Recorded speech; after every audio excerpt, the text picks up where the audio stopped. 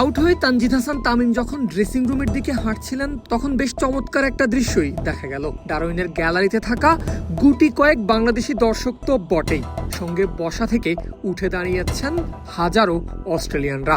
করতালির ধ্বনিতে মুখরিত হয়েছে মারারা ওভাল। অজিদের কাছ থেকে স্ট্যান্ডিং ওভেশন পেয়েছেন টাইগার ওপেনার। পাবেন নাই বা কেন?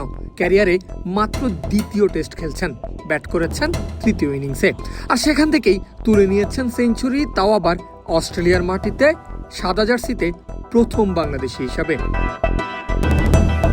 তবে শুধু এই দুইটা কারণেই নয়, আরও একাধিক কারণে তামিমের এই সেঞ্চুরিটা বেশ স্পেশাল হয়েই থাকবে গোটা জীবন।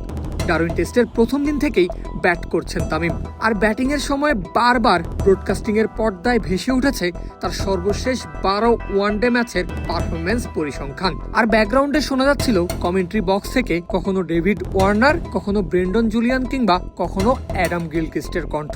সবার মুখেই একই আলোচনা, ওয়ানডেতে তানজিদ তামিমের স্ট্রাইক রেট 100-এর ওপরে, অর্থাৎ তিনি অ্যাটাকিং ক্রিকেট খেলতেই বেশি পছন্দ করেন। এমনকি চা বিরতিতে গিলক্রিস্ট যখন তামিমকে ইন্টারভিউ করেছেন তখনও সেই অ্যাটাকিং মেন্টালিটি নিয়েই প্রশ্ন করেছিলেন টাইগার ওপেনারকে। স্ট্রাইক রেট নিয়ে অজিদের এমন কৌতূহলের কারণ কি? কারণ হলো সেঞ্চুরির পথে তানজিদ তামিমকে দেখা গেছে একেবারেই তার স্বভাবগত ব্যাটিংয়ের বিপরীত করতে। সাবলীল ছক্কায় অভ্যস্ত তামিম তার ইনিংসে 8-4-এর বিপরীতে ছক্কা মেরেছেন মাত্র একটা। কোন তামিম এত ধৈর্য তিনি কোথায় পেলেন সেটা তিনি নিজেই জানিয়েছেন গিলক্রিস্টকে। দলের চাহিদা যেমন ছিল আমি সেভাবে খেলার চেষ্টাই করেছি। আমার মনে হয় উইকেট বেশ ভালো, তারা আমার জন্য ভিন্ন ভিন্ন পরিকল্পনা করছিল আর আমি চেষ্টা করছিলাম শান্ত থেকে নিজের স্বাভাবিক ক্রিকেট খেলতে। সেঞ্চুরি হাঁকানো ইনিংস জুড়ে তামিম নিজের টেম্পারমেন্টে কন্ট্রোল দেখিয়েছেন, ধৈর্য দেখিয়েছেন, সঙ্গে শট নির্বাচনেও ছিলেন বেশ সতর্ক। অফ স্টাম্পের বাইরে টানা বল ফেলে যে ফাঁদ পাতার চেষ্টা করে গিয়েছেন স্টার্ক, কামিন্স, হ্যাজেলউডরা, সেগুলো বেশ সতর্কতার সঙ্গেই হ্যান্ডেল করেছেন টাইগার ওপেনার। বিশ্বখ্যাত এসব বোলারদের মোকাবেলা করার পরিকল্পনাটা সহজেই রেখেছিলেন বলেও জানিয়েছেন তামিম।